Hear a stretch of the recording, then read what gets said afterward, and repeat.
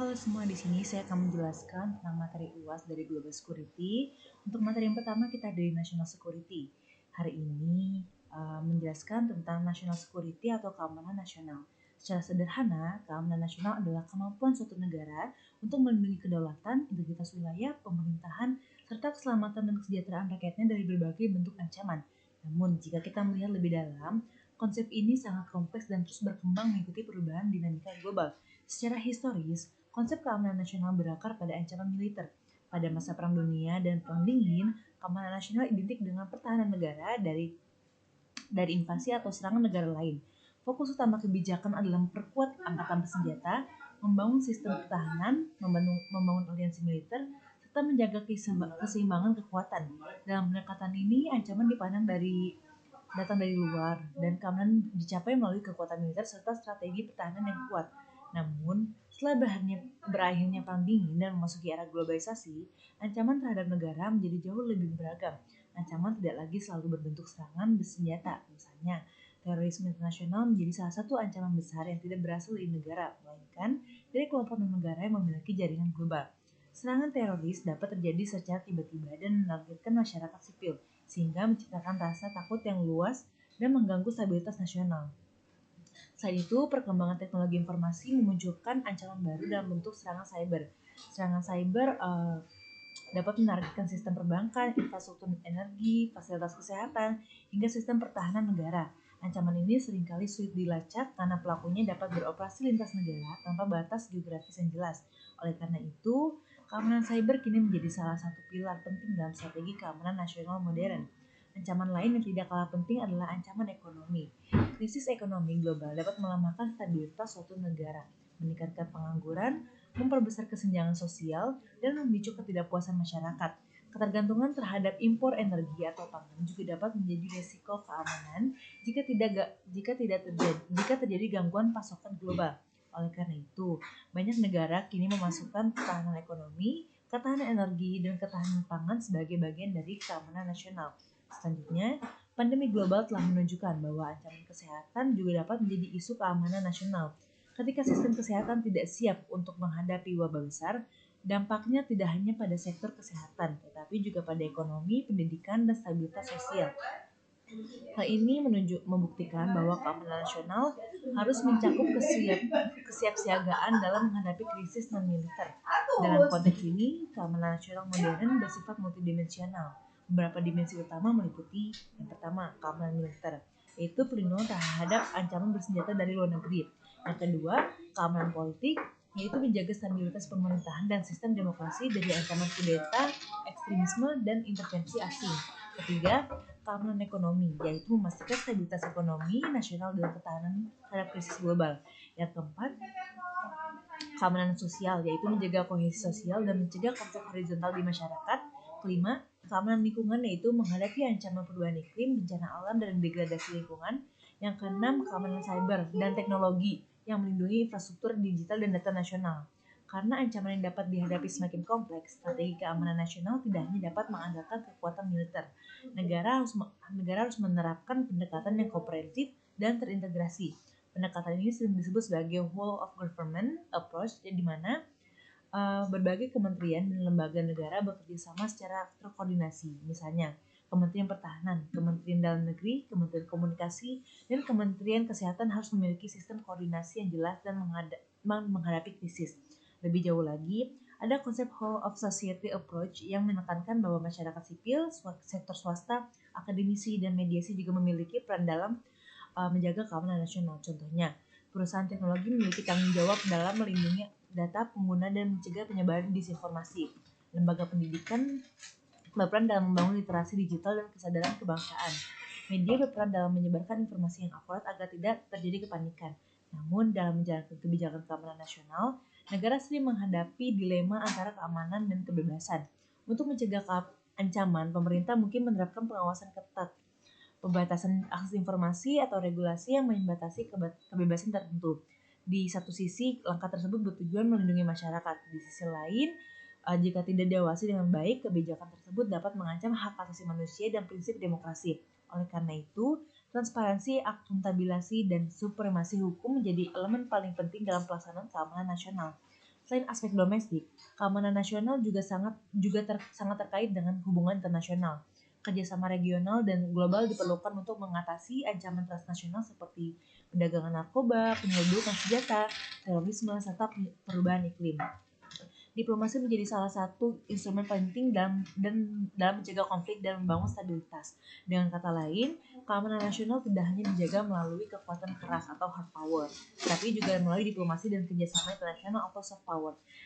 Pada akhirnya, keamanan nasional juga bukan hanya tentang bertahan dari ancaman, tetapi juga tentang membangun ketahanan atau resilience. Negara yang memiliki sistem pemerintahan yang efektif, ekonomi yang kuat, masyarakat yang bersatu, serta infrastruktur yang andal akan lebih mampu menghadapi krisis apapun. Ketahanan ini menjadi fondasi utama dalam menciptakan stabilitas jangka panjang. Sebagai penutup, di sini saya ingin menegaskan bahwa keamanan nasional adalah tanggung jawab bersama. Pemerintah memang memiliki peran utama dalam merumuskan kebijakan dan strategi, tapi masyarakat juga memiliki kontribusi penting dengan meningkatkan kesadaran hukum, menjaga persatuan, serta bijak dalam menggunakan teknologi dan informasi. Setiap individu turut berperan dalam memperkuat keamanan nasional. Dengan memahami konsep ini secara menyeluruh, kita dapat melihat bahwa national security bukan hanya tentang kekuatan militer, melainkan tentang perlindungan menyeluruh terhadap negara dan warganya dalam menghadapi tantangan global yang terus berkembang.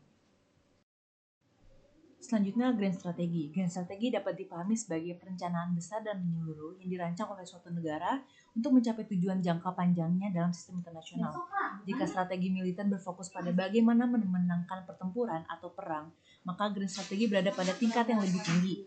Ia menentukan kapan perang perlu dilakukan, kapan harus dihindari, siapa yang menjadi sekutu, bagaimana mengalokasikan sumber daya nasional, serta bagaimana membentuk tatanan internasional yang sesuai dengan kepentingan negara. Secara konseptual, grand strategi menjawab 3 pertanyaan utama.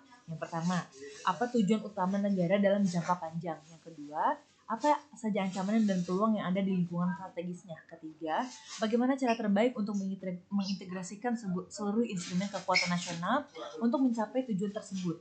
Instrumen tersebut sering disebut sebagai elemen kekuatan nasional yang meliputi kekuatan militer, ekonomi, diplomasi, teknologi, serta pengaruh budaya dan ideologis. Dan strategi berangkat pada asumsi bahwa sumber daya negara terbatas. Tidak ada negara yang memiliki kemampuan tak terbatas untuk menghadapi semua ancaman sekaligus. Oleh karena itu, negara harus menentukan prioritas strategis. Misalnya, apakah fokus utama adalah menjaga stabilitas kawasan regional, memperluas pengaruh global, atau memperkuat ketahanan domestik.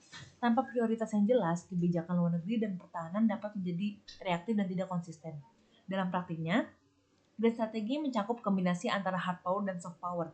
Hard power meliputi kekuatan militer dan kemampuan ekonomi yang dapat digunakan untuk menekan atau mempengaruhi negara lain. Soft power, di sisi lain, berkaitan dengan kemampuan menarik simpati melalui diplomasi, nilai-nilai, budaya, kerjasama pendidikan, serta bantuan kemanusiaan. Negara yang berhasil menerapkan grand strategi biasanya mampu menyeimbangkan kedua pendekatan ini sehingga tidak hanya mengandalkan kekuatan militer semata. Selain itu, grand strategi juga sangat dipengaruhi oleh kondisi domestik, stabilitas politik,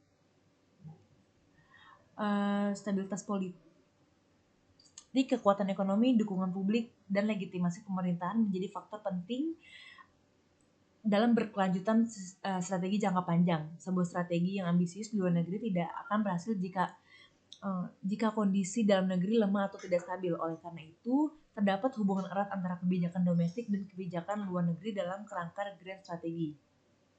Secara historis, banyak negara besar menerapkan grand strategi untuk mempertahankan dan meningkatkan posisinya di dunia. Beberapa memilih strategi ekspansi yang memperluas pengaruhnya, sementara yang lain memilih strategi pertahanan, di mana negara berusaha membatasi pengaruh rival tanpa terlibat konflik langsung. Pilihan strategi tersebut sangat bergantung pada persepsi ancaman, distribusi kekuatan global, serta kapasitas internal negara. Salah satu aspek penting dalam grand strategi adalah konsistensi jangka panjang, karena tujuannya bersifat strategis dan jangka panjang. Dan strategi tidak boleh berubah secara drastis setiap pergantian kepemimpinan.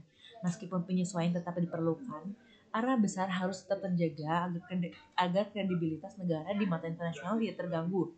Kredibilitas ini penting dalam membangun kepercayaan sekutu maupun dalam menghadapi pesaing. Namun, grand strategi juga menghadapi tantangan besar, terutama dalam menghadapi perubahan global yang cepat. Perkembang teknologi, munculnya kekuatan baru, krisis ekonomi, serta konflik regional dapat mengubah perhitungan strategi secara signifikan. Oleh karena itu, grand strategi harus bersifat fleksibel. Ia harus mampu beradaptasi tanpa kehilangan tujuan utamanya. Fleksibilitas ini menuntut kemampuan analisis yang kuat dan dari para pembuat kebijakan, serta sistem intelijen yang mampu membaca perubahan lingkungan internasional secara akurat.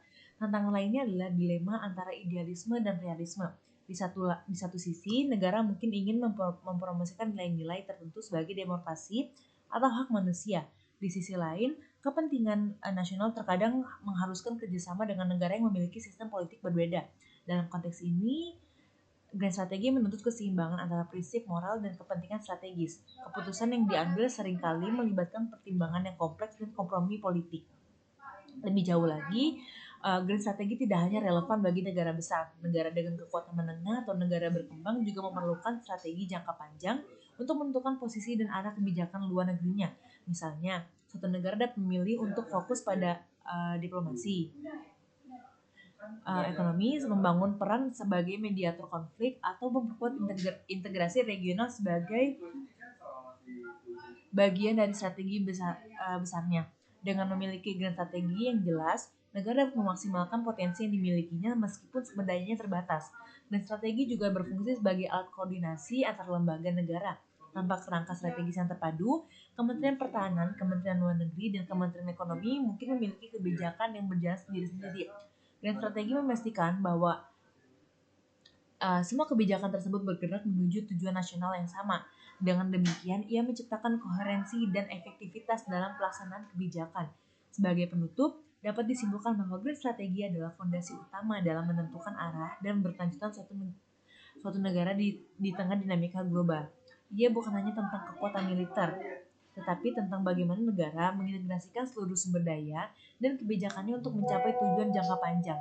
Grand strategi menuntut visi yang jelas, konsistensi, fleksibilitas, serta kemampuan membaca perubahan lingkungan internasional. Dengan memahami konsep ini secara mendalam, kita dapat melihat bahwa keberhasilan suatu negara di panggung internasional bukanlah hasil kebijakan yang bersifat spontan, melainkan hasil dari perencanaan besar yang terstruktur dan berkelanjutan. Itulah esensi dari grand strategi, sebuah visi jangka panjang yang mengarahkan langkah negara dalam menghadapi tantangan dan peluang global. Selanjutnya saya akan membahas tentang human security. Human security atau keamanan manusia. Konsep ini merupakan salah satu perkembangan penting dalam studi keamanan modern karena mengubah cara kita memahami apa yang sebenarnya harus dilindungi dalam suatu sistem keamanan. Jika dalam pendekatan tradisional keamanan berfokus pada negara, melindungi wilayah, kedaulatan dan pemerintahan dari ancaman militer, maka human security memindahkan fokus tersebut kepada individu sebagai pusat perlindungan. Perubahan perspektif ini muncul setelah berakhirnya Perang Dingin. Pada masa sebelumnya, ancaman utama dipahami sebagai konflik antar negara dan perang besar. Namun, setelah ketegangan blok global mereda, dunia justru menghadapi berbagai konflik internal, krisis kemanusiaan, kemiskinan ekstrim, wabah penyakit, dan pelanggaran hak asasi manusia.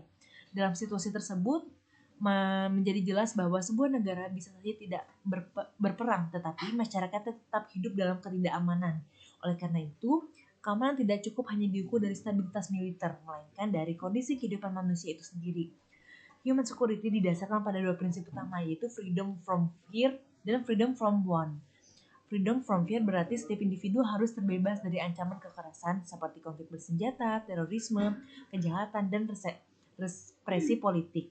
Sementara itu, freedom from want berarti setiap individu harus terbebas dari kemiskinan, kelaparan, penyakit, dan keterbatasan akses terhadap kebutuhan dasar seperti pendidikan dan pelayanan kesehatan. Kedua prinsip ini menunjukkan bahwa keamanan mencakup dimensi fisik sekaligus sosial dan ekonomi. Secara lebih rinci, human security biasanya dibagi ke dalam beberapa dimensi utama. Pertama adalah keamanan ekonomi. Individu yang tidak memiliki pekerjaan atau pendapatan yang stabil berada dalam kondisi rentan. Ketidakstabilan ekonomi dapat memicu ketegangan sosial dan meningkatkan resiko konflik. Oleh karena itu, pembangunan ekonomi yang inklusif menjadi bagian penting dari keamanan manusia. Kedua adalah keamanan pangan. Akses terhadap makanan yang cukup dan bergizi merupakan kebutuhan dasar. Krisis pangan, baik bersifat konflik, perubahan iklim, maupun gangguan distribusi, dapat menyebabkan kelaparan massal dan instabilitas sosial. Ketiga adalah keamanan kesehatan. Wabah penyakit dan keterbatasan fasilitas kesehatan dapat mengancam kehidupan jutaan orang, sebagaimana terlihat dalam krisis kesehatan global beberapa tahun terakhir. Keempat adalah keamanan lingkungan. Perubahan iklim, polusi, deforestasi, dan bencana alam secara langsung mempengaruhi keselamatan dan mata pencarian manusia. Misalnya, kenaikan permukaan laut dapat mengancam wilayah pesisir, sementara kekeringan berkepanjangan dapat menghancurkan sektor pertanian. Kelima adalah keamanan pribadi, yaitu perlindungan dari kekerasan fisik, perdagangan manusia, kekerasan domestik, dan kejahatan lainnya. Keenam adalah keamanan komunitas. Setiap individu hidup dalam komunitas dengan identitas budaya, agama, atau etnis tertentu. Ketika terjadi diskriminasi atau konflik antar kelompok, keamanan komunitas menjadi terganggu. Yang ketujuh adalah keamanan politik, yang menjamin hak asasi manusia, kebebasan berekspresi, serta partisipasi dalam proses politik tanpa intimidasi atau represi. Salah satu keunggulan utama konsep human security adalah pendekatannya yang preventif. Alih-alih hanya merespon ancaman setelah krisis terjadi, human security menekankan pentingnya mengatasi akar permasalahan, misalnya investasi dalam pendidikan dan pengurangan kemiskinan dalam mencegah munculnya radikalisasi atau konflik sosial. Dengan demikian, keamanan dapat dipahami sebagai hasil dari pembangunan yang berkelanjutan dan adil. Namun, penerapan human security juga menghadapi tantangan. Salah satu tantangan utama adalah luasnya cakupan konsep ini, karena mencakup berbagai aspek kehidupannya. Ada resiko bahwa konsep ini menjadi terlalu luas dan sulit diprioritaskan. Negara dengan sumber daya terbatas harus memilih kebijakan mana yang paling mendesak untuk dilaksanakan. Selain itu, terdapat perdebatan mengenai hubungan antara human security dan kedaulatan negara. Dalam beberapa kasus pelanggaran hak asasi manusia atau krisis kemanusiaan mendorong komunitas internasional untuk melakukan intervensi. Namun, intervensi tersebut sering menimbulkan kontroversi dan dianggap melanggar kedaulatan negara. Oleh karena itu, implementasi human security memerlukan keseimbangan antara tanggung jawab nasional dan kerjasama internasional. Di sisi lain, human security memberikan kontribusi penting dalam memperluas pemahaman tentang keamanan. Konsep ini menegaskan bahwa keamanan negara dan keamanan manusia saling berkaitan. Negara yang gagal melindungi warganya dari kemiskinan, penyakit, atau ketidakadilan akan menghadapi instabilitas jangka panjang. Sebaliknya, masyarakat yang sejahtera dan terlindungi cenderung menciptakan negara yang lebih stabil dan kuat. Dalam konteks globalisasi, ancaman terhadap keamanan manusia sering bersifat lintas batas. Perubahan iklim, pandemi, dan krisis ekonomi tidak mengenal batas negara. Oleh karena itu, kerjasama internasional menjadi sangat penting dalam memperkuat human security. Organisasi internasional, lembaga kemanusiaan, dan pemerintah perlu bekerjasama untuk mengatasi tantangan global yang mempengaruhi kehidupan manusia secara luas. Sebagai penutup, human security mengajarkan kita bahwa tujuan utama dari keamanan adalah melindungi manusia dan martabatnya.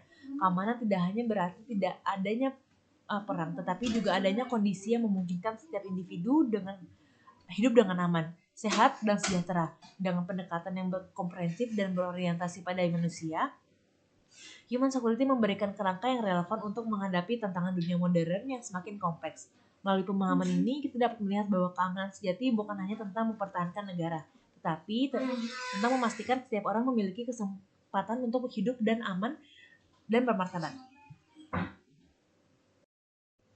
Untuk materi terakhir, kita akan bahas tentang law enforcement dan homeland security, di mana kedua konsep ini merupakan pilar utama dalam menjaga keamanan domestik suatu negara. Meskipun sering digunakan secara bersamaan, keduanya memiliki fokus, fungsi, dan ruang lingkup yang berbeda, namun saling melengkapi dalam praktiknya. Pertama, mari kita bahas tentang law enforcement atau penegakan hukum. Law enforcement adalah proses memastikan bahwa hukum yang berlaku di suatu negara ditegakkan secara efektif, adil, dan konsisten. Penegakan hukum melibatkan berbagai institusi seperti kepolisian, kejaksaan, pengadilan, dan lembaga pemasyarakatan. Tujuan utamanya adalah menjaga ketertiban umum, melindungi hak warga negara, mencegah terjadinya kejahatan, serta memberikan sanksi kepada pelanggar hukum. Penegakan hukum memiliki beberapa fungsi utama. Fungsi pertama yaitu pencegahan. Aparat kepolisian misalnya melakukan patroli, edukasi masyarakat, serta membangun kemitraan dengan komunitas untuk mencegah terjadinya tindak kriminal. Fungsi kedua adalah penindakan, itu melakukan penyelidikan, penangkapan, dan proses hukum terhadap pelaku kejahatan. Fungsi ketiga adalah pemeliharaan ketertiban, seperti mengamankan demonstrasi, menjaga stabilitas sosial, dan mengendalikan potensi konflik. Dalam konteks modern, law enforcement menghadapi tantangan yang semakin kompleks. Kejahatan tidak lagi terbatas pada tindakan fisik di ruang nyata, tetapi juga berkembang ke ruang digital. Kejahatan cyber seperti pertasan, pencurian data, penipuan daring, dan penyebaran malware menjadi ancaman serius. Selain itu, terdapat kejahatan terorganisir lintas negara, seperti perdagangan manusia, penyelundupan narkotika, dan pencucian uang. Oleh karena itu, aparat penegak hukum harus memiliki kapasitas teknologi, kemampuan intelijen, serta kerjasama internasional yang kuat. Selanjutnya, kita akan bahas tentang Homeland Security atau keamanan dalam negeri. Homeland Security memiliki cakupan yang lebih luas dibandingkan law enforcement. Jika penegak hukum fokus pada penerapan hukum terhadap individu atau kelompok tertentu, Homeland Security berfokus pada perlindungan negara dan masyarakat dari ancaman besar yang dapat mengganggu stabilitas nasional secara luas. Ancaman yang menjadi perhatian Homeland Security meliputi terorisme, serangan cyber terhadap infrastruktur vital, bencana alam, pandemi, sabotase, serta ancaman terhadap sistem transportasi dan energi.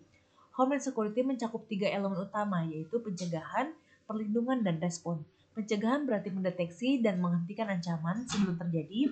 Perlindungan berarti memperkuat sistem dan infrastruktur agar tidak mudah diserang. Respon berarti kemampuan yang bertindak cepat dan efektif ketika terjadi krisis.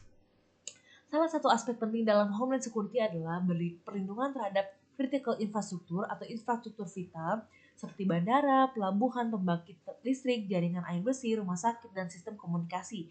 Gangguan pada infrastruktur ini dapat melumpuhkan aktivitas nasional. Oleh karena itu, pemerintah perlu melakukan evaluasi risiko, membangun sistem keamanan berlapis, serta melakukan simulasi kesiapsiagaan secara berkala. Homeland Security juga mencakup manajemen bencana. Ketika terjadi gempa bumi, banjir besar, atau kebakaran hutan, negara harus memiliki sistem koordinasi yang mampu melakukan evakuasi, menyediakan bantuan darurat, dan memulihkan kondisi pasca bencana. Dalam situasi ini, kerjasama antara aparat keamanan, lembaga penanggulangan bencana, tenaga medis, dan masyarakat sangatlah penting. Hubungan antara law enforcement dan Homeland Security sangat erat. Penegakan hukum merupakan bagian integral dari Homeland Security. Misalnya, untuk mencegah aksi terorisme, aparat penegak hukum harus melakukan penyelidikan terhadap jaringan yang mencurigakan, memantau aktivitas ilegal, serta menindak individu yang terlibat. Tanpa sistem penegakan hukum yang kuat, Homeland Security tidak akan berjalan efektif. Namun demikian, Homeland Security melibatkan lebih banyak aktor dan pendekatan yang lebih strategis.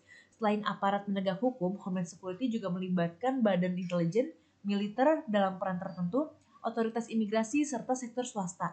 Banyak infrastruktur vital dimiliki dan dikelola oleh swasta, sehingga kerjasama publik dan swasta menjadi sangat penting dalam menjaga keamanan nasional. Tantangan besar dalam law enforcement dan Homeland Security adalah menjaga keseimbangan antara keamanan dan kebebasan sipil. Untuk mencegah ancaman, pemerintah sering menggunakan teknologi pengawasan, pengumpulan data, dan regulasi keamanan yang ketat. Namun, kebijakan tersebut berpotensi melanggar privasi dan hak asasi manusia jika tidak diawasi dengan baik. Oleh karena itu, prinsip akuntabilitas, transparansi, dan supremasi hukum harus dijaga. Selain itu, perkembangan teknologi menciptakan tantangan baru. Media sosial, kecerdasan buatan, dan komunikasi terenkripsi dapat dimanfaatkan oleh pelaku kejahatan yang merencanakan tindakan tanpa mudah terdeteksi.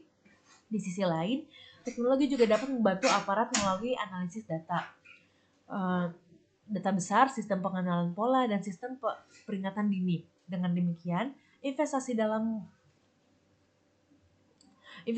inovasi teknologi menjadi kunci dalam memperkuat sistem keamanan domestik. Ancaman yang semakin bersifat transnasional jika menuntut kerjasama internasional.